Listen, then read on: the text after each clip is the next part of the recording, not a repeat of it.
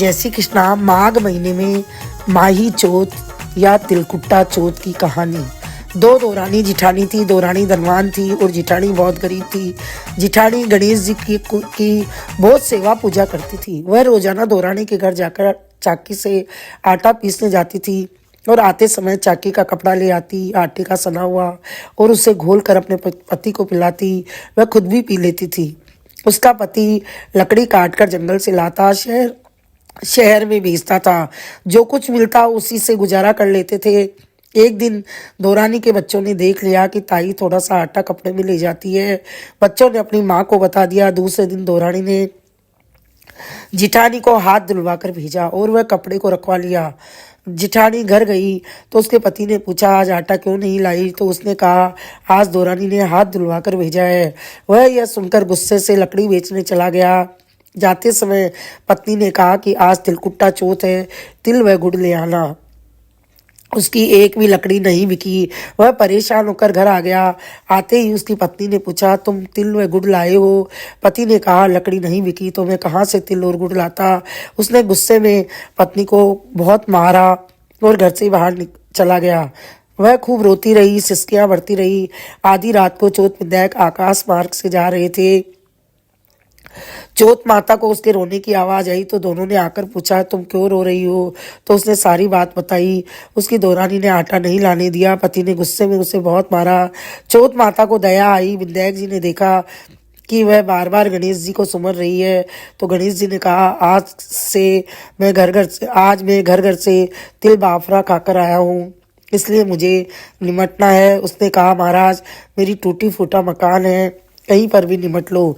गणेश जी ने पूरे घर में निमट लिया और आकर वापस पूछा कि कहाँ पहुँचूं? उस औरत ने रोते हुए कह दिया कि मेरे माथे के पर पहुँच लो। गणेश जी ने उसके सिर से के लिलाट में पहुँच लिया। उसका लिलाट हीरे मोतियों से जगमगाने लगा और पूरे घर में हीरे मोती जवाहरात सोना चांदी रुपए पैसों से भर गया। वह झोपड़ी में से महल माड़िया हो गए। दोनों तराजू लेकर धन तोलने लगे। अब दौरानी ने देखा कि जिठानी जी अब काम पर नहीं आई तो उसने बच्चों को भेजा कि जाओ देखो ताई आज क्यों नहीं आई। बच्चों ने घर जाकर देखा कि ताई के घर में तो बहुत सारा धन हो गया। बच्चों ने ताई से कहा कि आप काम करने नहीं आए। ताई ने कहा, आज तो तुम्हारी माँ को ही मेरे घर पर काम करने भेज दो। बच्चों ने आकर माँ को सारी बात बताई। वह दौड़ी दौड़ी जिठानी के घर गई और पूछने लगी, ये धन कैसे आया? जिठानी बहुत भोली थी, उसने सारी बात बताई। तो दौरानी ने कहा कि अब की बार चौथ आएगी तो मैं भी करूँगी। 12 महीने बाद माही चौथ आई तो उसने अपने पति से कहा कि तुम मुझे मारो, लकड़ी काट कर बेच कर आओ। उसके पति ने कहा कि हमें क्या जरूरत है, गांव वाले सब हंसेंगे कि इतना धनवान व्यक्ति लकड़ी काट कर बेच रहा है। लेकिन उसकी पत्नी जिद करने लगी। वह लकड़ी काट कर बेचने गया तो उसकी लकड़ी फटाफट बिक गई। घर आया तो उसकी पत्नी ने कहा कि मुझे मारो। पति ने कहा, तुम व्यर्थी धन के लिए ये सब कर रही हो। रात को चौथ विधायक उधर से जा रहे थे। दोनों ने विचार किया कि इस औरत को भी झटका दिखाएंगे। चौथ विधायक दोनों उसके घर आए। पूछा कि क्यों रो रही हो? उसने झूठ ही बोल दिया कि मेरे पति ने मुझे मारा। विधायक जी ने कहा कि हमें निपटना है तो वह बोली, उसकी झोंपड़ी थी, मेरे तो महल माड़िया है, कहीं भी निपट लो। विधायक जी महाराज उसके पूरे घर में निमट लिए। फिर पूछा, कहाँ पहुँचो? तो उसने कहा, मेरे ललाट के पहुँच लो, आज ही सिर धोया है। विधायक जी महाराज पहुँच लिए और चौथ विधायक दोनों चले गए। अब सुबह उठी, देखा तो सब जगह बदबू आ रही है, खुद के ललाट से भी बदबू आ रही है। उसने जल्दी से स्नान किया और बड़बड़ाने लगी कि चौथ विधायक भी धोपड़े हैं, जिठानी को इतना सारा धन दिया और मुझे कीचड़ दिया, गंदगी दी। उसने अपने पति से कहा कि गणेश जी से ही जाकर पूछो, अभी तो वो गांव के बाहर ही होंगे।